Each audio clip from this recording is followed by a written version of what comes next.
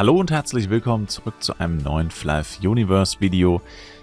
Ich habe mich vor kurzem gefragt, wie es langfristig eigentlich mit den Daily Quests aussieht, welche sich eher lohnt. Und wenn ich von langfristig rede, dann meine ich vor allem das Penya. Weil kurzfristig ist es klar, das sieht man eigentlich auch hier ganz gut. Ich habe jetzt hier gleich mein Level 160 eingestellt. Können auch mal 172 einstellen. Kurzfristig ist es klar, vor allem die Kylon Dailies lohnen sich XP-technisch krank. Ja, deswegen machen wir sie wahrscheinlich auch alle täglich.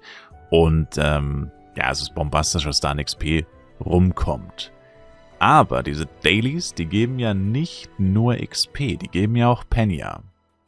Und da stellt sich jetzt die Frage, lohnt es sich denn überhaupt, diese Kylon Dailies wirklich langfristig zu machen? Oder ist es nicht eher so, dass vor allem spätestens, wenn man 190 erreicht, man eigentlich sogar komplett auf sie verzichten könnte, beziehungsweise vielleicht nur noch die beiden höchsten machen könnte, da die auch am meisten Penya geben? Und die Erkenntnis habe ich mal in einer kurzen Excel-Auswertung niedergeschrieben. Keine Ahnung, ob das schon mal jemand so gemacht hat. Es ist auch etwas subjektiv. Also, grundsätzlich ist schon mal vorab zu sagen, diese Rechnung ergibt nur Sinn, wenn man 8 Chars benutzt. Weil die Dailies sind Party Share, das haben wir auch gerade im Wiki gesehen, das war dieser grüne Button, Party Share Yes. Das bedeutet, ich mache effektiv die Quest einmal, kassiere aber 8-mal die Belohnung. Eins der Grundsätze der 8-Char-Taktik, etwas einmal tun, aber 8-mal kassieren. Und der Zeitaufwand ist aber nicht 8-mal so hoch, sondern wesentlich niedriger als 8-mal so hoch. Und deswegen ergibt das natürlich jetzt nur dafür Sinn. Man könnte es natürlich auch für 4 oder für 6 Chars ausrechnen, keine Frage. Aber je weniger Chars, desto weniger lohnt es sich. Und ich habe das jetzt einfach mal wirklich auf die Minute runtergerechnet, was ich circa verdiene in einem durchschnittlichen Durchlauf. Das heißt, ich habe rausgeschrieben, was kriegt man für jede Quest, ja, was zahlt man auch Eintritt, darf man auch nicht vergessen. Im Tower, das kostet Eintritt, den zahlt man allerdings auch nur einmal. Tatsächlich glauben immer noch viele Leute, dass man den 8-mal zahlt, und man zahlt den Tower-Eintritt tatsächlich nur einmal. Diese 320.000 Penya Eintritt gehen also tatsächlich nur einmal weg. Und zusammen kommen hier die 320.000 für 50 Maleficas. Die hohen Beträge sind immer die Giants. 360.000 für 50 Cursed Wardens. Wir kommen auf insgesamt 4,4 Millionen Penya. 4,43 Millionen. Das nehmen wir mal 8 und ziehen davon dann noch 320.000 ab und kommen raus bei 35,12 Millionen Penya. Wie sieht es mit dem Zeitaufwand dafür aus? Und ja, das ist auch schon für 8 Chars gerechnet. Also ich gehe jetzt mal davon aus, in dem Beispiel natürlich, dass man jetzt nicht unbedingt sich ablenken lässt, zum Beispiel von einem Livestream. Dann muss man insgesamt 32 Quests annehmen. 8 mal 4 Quests ist also relativ überschaubar. Es klingt wie ein Albtraum. Ehrlich gesagt, es ist auch echt ätzend, aber naja, es muss ja irgendwelche Nachteile geben, sonst wäre es jetzt zu schön. Ja, es ist schon ziemlich ätzend, aber es geht auch relativ schnell. Ich meine, 4 Quests anklicken, kann sich jeder vorstellen, dafür braucht man vielleicht 10 Sekunden. Vermutlich weniger, wenn man geübt ist und routiniert ist. Muscle Memory etc. Ich bin jetzt hier mal von fairen 1,5 Minuten ausgegangen fürs Buffen. Ja, also ich buffe immer noch mich selbst und meine M. Meine M könnte ich mittlerweile eigentlich auch weglassen. Also eigentlich muss ich nur meinen Main Character buffen, der auch tatsächlich die Monster tötet. Auch das dauert wenige Sekunden. Das heißt 1,5 Minuten. Wenn man etwas großzügiger ist in Richtung Kylon, würde man vielleicht sagen 2 Minuten. Aber ich sag mal so, wenn man jetzt von diesem fiktiven Beispiel ausgeht, wir vergleichen ja Tower versus Kylon. Das heißt, wenn ich jetzt nur Tower mache, dann stehen meine Charakter ja auch wirklich immer vorm Tower, wenn ich mich auslogge oder einlogge, je nachdem. Kommt dann immer drauf an, wann genau ich meine Dailies mache. Das heißt, diese Zeit ist wirklich minimal. Meine Chars stehen schon da. Ich muss vielleicht höchstens noch der Party beitreten, wenn ich mich wirklich gerade erst eingeloggt habe, aber davon bin ich jetzt mal nicht ausgegangen. Genau, deswegen hier 1,5 Minuten. Man kann auch 2 Minuten sagen, es ändert wenig bis nichts. Tatsächlich alle Tower-Monster und beide Giants zu töten, würde ich jetzt sagen, kostet ca. 7 Minuten. Ich hatte gestern zum Beispiel einen Run, da habe ich es tatsächlich in 7 Minuten, 7 Sekunden geschafft. Da ja, war ich aber auch relativ fokussiert, beziehungsweise wenig Ablenkung. Also ja, circa 7 Minuten ist ganz fair. Also 7 Minuten 7 ist dann auch schon mit Buffs eingerechnet gewesen, by the way. Also es war quasi unter 7 Minuten effektive Killtime. Bin jetzt hier mal auf 8 Minuten 30 gekommen.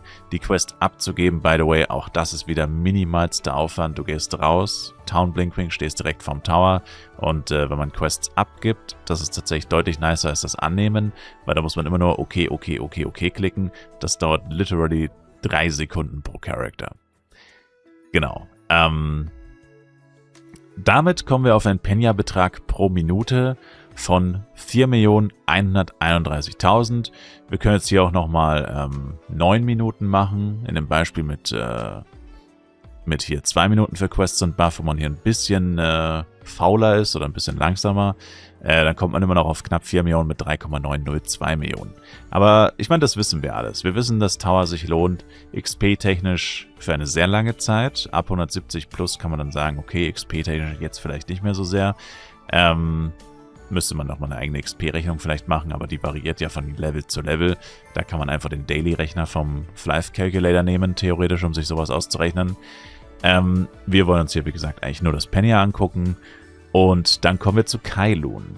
Jetzt müsste man ja eigentlich meinen, naja, Kailun hat ja so unfassbar viele Quests. Es sind 11 Stück an der Zahl, was echt gigantisch ist. Viel zu viel, meiner Meinung nach. Leider sind diese Quests aber vor allem, was die Belohnung angeht, vor allem 2 Quests stechen hier sehr negativ raus. Gar nicht mal so geil, weil die Quests, wo man Captain-Monster töten muss, die aus irgendeinem Grund geben deutlich weniger XP. Und ja, also hier habe ich es tatsächlich vergessen dazu zu schreiben. Ne? 30 mal Captain Kyochich. Uff, keine Ahnung, wie man die schreibt. Irgendwie so. Ich glaube, es ist sogar richtig, oder? Keine Ahnung. Auf jeden Fall, genau, diese Captain-Quests, die stechen negativ hervor. Die dritte gibt aber wenigstens über 100.000, also gibt schon fast 3-mal so viel wie die. Also die lohnt sich so gesehen dann schon wieder deutlich mehr als die. Ist aber auch egal. Jedenfalls kommen wir hier trotz 11 Quests gerade mal auf eine Summe von 4,04, genau. 4,04 Millionen Penya. Und wenn man jetzt hochscrollt, sehen wir, das ist einfach weniger als für die 4 Tower F7 Quests. Achso, übrigens, das ist Tower F7, by the way, falls das nicht offensichtlich war. Genau. Das heißt, es ist einfach weniger. Das ist crazy. Wenn wir es dann aber mal 8 rechnen, kommen wir auf 35,23 Millionen. Und das ist dann tatsächlich wieder mehr, weil wir beim Tower noch den Eintritt abziehen müssen. Das heißt, eigentlich wäre Tower mehr in der reinen Belohnung, aber dadurch, dass man noch den Eintritt zahlen muss, ist es effektiv am Ende dann tatsächlich weniger. Allerdings nur um 116.848 Penya, also effektiv nichts. Zeitaufwand. Und hier kommt jetzt das große Manko an den Kailun-Quests, und das habe ich auch schon sehr oft im Stream gesagt, aber ich habe es, wie gesagt, auch mal nachrechnen wollen, einfach um das auch wirklich mal zeigen zu können. Also der Zeitaufwand für Kailun-Quests, Buffs und vor allem das Fliegen, der ist wirklich monumental viel größer als der Zeitaufwand beim Tower. Beim Tower ist es wirklich Quest annehmen, einen Charakter buffen, ja, und Quests abgeben, das sprechen wir wirklich von Sekunden, für alles einzeln gerechnet und insgesamt dann halt maximal 2 Minuten. Kann man jetzt in Kailun nicht wirklich, Kailun wahrscheinlich, in Kailun nicht wirklich sagen, weil das Problem in Kailun ist, es gibt 11 Quests und die sind auf 4 NPCs aufgeteilt. Das heißt, du musst zu 4 NPCs gehen und dann musst du nicht insgesamt 8 mal 4 Quests annehmen, sondern 8 mal 11. Das ist mehr als 2-mal so viel. Ja. Außerdem hat man noch Fliegstrecken oder Flugstrecken. Also ich bin jetzt in dem Beispiel natürlich davon ausgegangen, dass man auch keinen Blinkwing auf Madrigal benutzt. Könnte man natürlich oder kann man natürlich, klar. Aber ich sag mal so, irgendwann müsste man sich dann effektiv Blinkwing auf Madrigal tatsächlich kaufen, weil ich habe zwar relativ viele auf meinen Chars tatsächlich gebunkert. Wenn man lange spielt, kriegt man schon einige, ja. Aber wenn ich jetzt rechne, ich benutze jeden Tag 2 Stück zum Beispiel oder auch Return Town Scrolls genau das gleiche, dann werden die wahrscheinlich nicht für immer reichen. Vielleicht schon, wenn man genügend gebunkert hat. Also wenn ich jetzt anfange mit 500 gebunkerten Scrolls oder Blinkwings, klar, die halten dann erstmal sehr, sehr lange, bis die leer sind, vergehen wahrscheinlich sogar Jahre. Ist aber natürlich ein sehr unrealistisches Beispiel. Man muss ja auch von jemandem ausgehen, der halt einen neuen Charakter spielt zum Beispiel. Jedenfalls bin ich da jetzt auf circa 6 Minuten gekommen. Ich habe das wirklich mal im Stream nachgeschaut.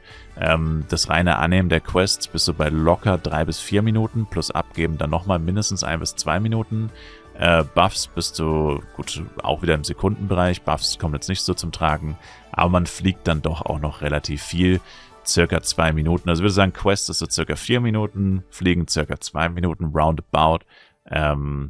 Vielleicht ist der Fluganteil auch ein bisschen höher.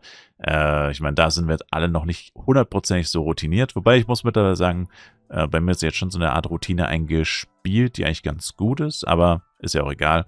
Letztendlich waren das jetzt hier so meine Ergebnisse. Also gestern habe ich zum Beispiel 27 Minuten gebraucht, habe aber noch Inventare geleert. Das hat circa 2 Minuten gedauert.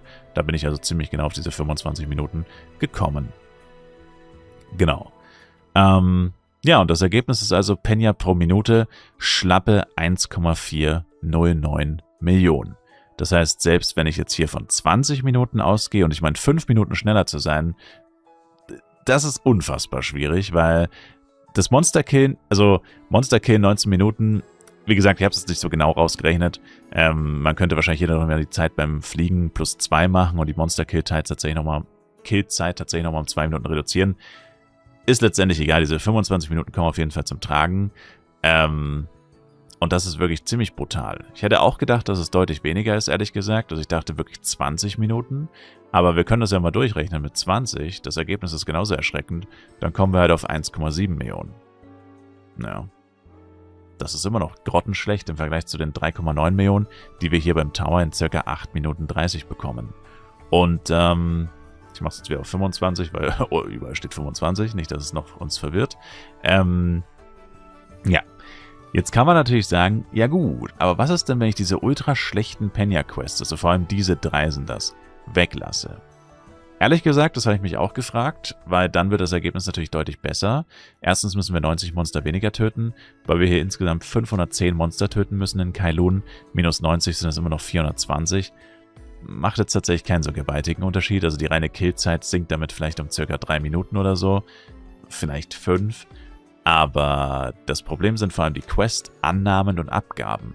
Da du ja sowieso zu 4 NPCs musst und die NPCs sind auch total random. Also der NPC, der dir die Small Hundur Quest gibt, das ist Quest 1 quasi, der gibt dir auch die Captain Kyochich Quest. Warum? Ich habe keine Ahnung, aber es ergibt auch überhaupt keinen Sinn. Jedenfalls müsstest du für diese 420.000 Penja trotzdem zu dem NPC gehen, der dir die gibt. Ja, und ich meine, wenn du zweimal zu diesem NPC gehst, dann kannst du auch die Quest mitnehmen. Also, wisst ihr, was ich meine? Der Weg reduziert sich so gut wie gar nicht. Und dann kannst du die Quest dann irgendwie trotzdem wieder mitnehmen. Wobei zugegebenermaßen Captain Kyochich ist schon wirklich eine der Quests, die verhältnismäßig viel Zeit verlangt. Also das ist so eine wirkliche XP-Quest. Das ist schon die schlechteste, was die Zeit angeht, keine Frage. Aber das gleiche hast du hier bei den Captain Hundur und Captain Samosa. Es ist der gleiche NPC. Hier sind die Monster alle direkt nebeneinander. Also noch schnell 30 Captain Samosa zu killen, dauert wirklich wahrscheinlich höchstens 1,5 Minuten. Die Questannahme Sekunden, Questabgabe Sekunden. Also diese beiden Quests, sie erhöhen deine Gesamtzeit wahrscheinlich so gut wie gar nicht, aber trotzdem erhöhen sie dein Penja nur um 130.000. Ja, also es ist wirklich ziemlich schlecht und wie gesagt, wir können hier locker 5 Minuten wir können auch 10 Minuten abziehen. Das Ergebnis bleibt das gleiche. Penja pro Minute bei den Kailun Quests ist tatsächlich wesentlich schlechter. Und deswegen habe ich auch schon vor knapp 2 Wochen das erste Mal gesagt, wenn alle meine Chars 190 wären, würde ich definitiv nur den Tower machen. Da habe ich zwar da habe ich das Gesamtbild tatsächlich gemeint, wie sehr nerven die Daily Quests tatsächlich, wie ist es vom Aufwand her und wie ist es halt einfach vom Gefühl her, dass der Tower einfach deutlich angenehmer ist, hauptsächlich, weil es halt viel schneller geht und man es halt schon jahrelang gewöhnt ist. Ich meine, wenn du etwas jahrelang jeden Tag machst, ich meine, dann hast du irgendwann kein großes Problem mehr damit. Wenn du ein großes Problem damit hättest, würdest du wahrscheinlich nicht jahrelang machen. Mit den Kailun Quests habe ich persönlich schon ein relativ großes Problem oder ein größeres Problem und das sieht man halt anhand der objektiven Daten. Wobei objektiv sind sie eigentlich nicht, es sind meine subjektiven. Eure Ergebnisse werden wahrscheinlich anders aussehen, aber wie gesagt, man müsste die Kailun Quests in 10 Minuten clearen und selbst dann würde man noch ein schlechteres Ergebnis erzielen und das ist literally unmöglich mit 8 Chars. 10 Minuten, das geht nicht. Das ist vollkommen unmöglich, selbst wenn man Blinkring auf Madrigal und Return Town benutzen würde. Dafür muss man einfach zu viele verschiedene Monster töten und zu vielen verschiedenen NPCs gehen und über 80 Quests annehmen. Wie gesagt, selbst wenn man diese 3 rauslöschen würde oder vor allem diese Quest, würde sich nicht allzu viel an der Rechnung ändern. Das heißt, das Ergebnis ist genau das, was ich schon die ganze Zeit gesagt habe oder was man auch erwarten hätte können. Man sollte ab 190, wenn es dann um Penja geht, tatsächlich nur noch den Tower machen. Und wenn es einem um XP geht, generell sollte man sich eher auf Kylun fixieren. Wobei der Tower halt so unfassbar viel Penya gibt. Ich meine, Penya pro Minute von knapp 4 Millionen. Das müsst ihr euch mal auf eine Stunde hochrechnen. Können wir ja auch schnell machen hier. Oder ja, einfach mal 60. So. Dann kommen wir hier auf,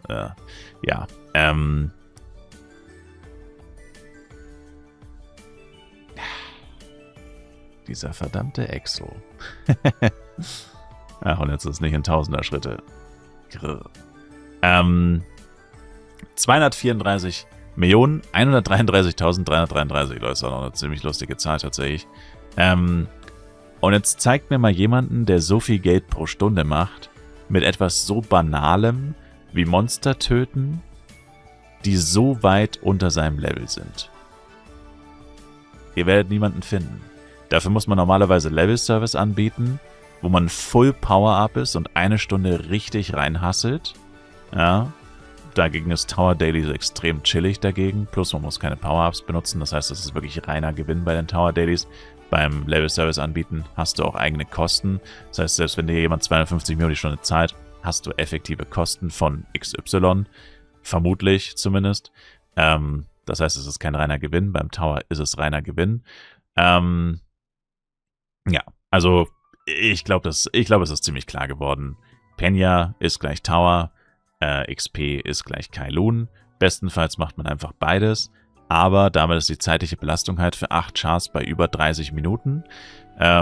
Ich bin auch momentan, ich habe 4 Gruppen von Charaktern und bin momentan circa 3 Stunden mit Dailies beschäftigt. Allerdings töte ich auch 4-mal Kriton. Das ist da schon mit eingerechnet. Also wenn ich 4-mal Kriton nicht töten würde, dann wären es nur etwas über 2 Stunden. Und das hört sich natürlich ziemlich krass an, aber in diesen 2 Stunden mache ich halt auch unfassbar viel XP auf Charaktern auf einem unfassbar hohen Level und auch unfassbar viel Penya. Dafür, dass ich einfach nur Quests mache letztendlich, ist das schon ziemlich gewaltig. Und ja, das wollte ich euch heute einfach näher bringen. Auch als Tipp vielleicht für die Leute, die schon 190 sind oder kurz davor stehen. Penya-technisch lohnt sich Kylun auf keinen Fall. Wenn man wirklich auf Penya gucken würde in Kylun, wären vor allem Quest 10 und 11 interessant. Die geben nämlich mit Abstand am meisten Penya pro Quest. Zusammen geben die ungefähr 1,3 Millionen. Und die Monster sind auch noch direkt neben der Stadt. Und man nimmt beide Quests beim gleichen NPC an. Da fallen also viele von den nervigen Aspekten von Kylun. Zum Beispiel Monster sind nicht beim NPC. Oder Monster sind generell nicht in der Nähe voneinander. Oder eben zu verschiedenen NPCs gehen etc. Das fällt hier weg. Das sind nämlich die Quests, töte 30, Schwachsinn, töte 2x50 sind, weil es keine Captain dabei sind, töte 50 Canonicus und 50 Small Canonicus.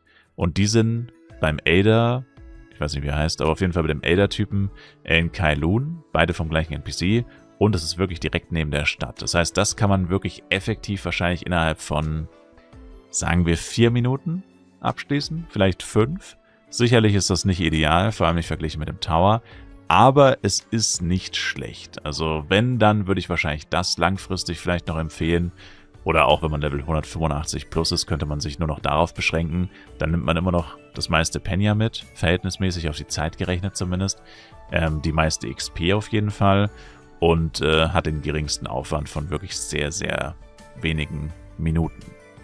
Aber letztendlich muss jeder selber wissen. Wie gesagt, der XP-Vergleich macht hier keinen Sinn, weil die Tower-Quests fangen auf Level 146 an. Das ist eine Quest für Level 146, das ist eine Quest für 148. Logischerweise können die XP-technisch nicht mithalten, aber darum ging es jetzt ja auch nicht. Genau. Was vielleicht noch ganz interessant wäre, wie viel Kohle macht denn ein Char mit Dailies pro Tag? Das wären jetzt hier einfach diese 4,4 Millionen plus die 4,4 Millionen. Wenn du da noch die 300.000 abziehst, wären es ca. 4,1 Millionen. Also du bist so bei 8,5 Millionen Penya pro Tag pro Charakter. Momentan, das ist schon ziemlich viel tatsächlich. Genau. Und damit sage ich danke euch fürs Zuschauen. Ich würde mich sehr über ein Like, Kommentar, ein Abo von euch freuen. Und ich hoffe, dass wir uns auch im nächsten Flive Universe Video wiedersehen. Bis dahin und rein, macht's gut und ciao, ciao.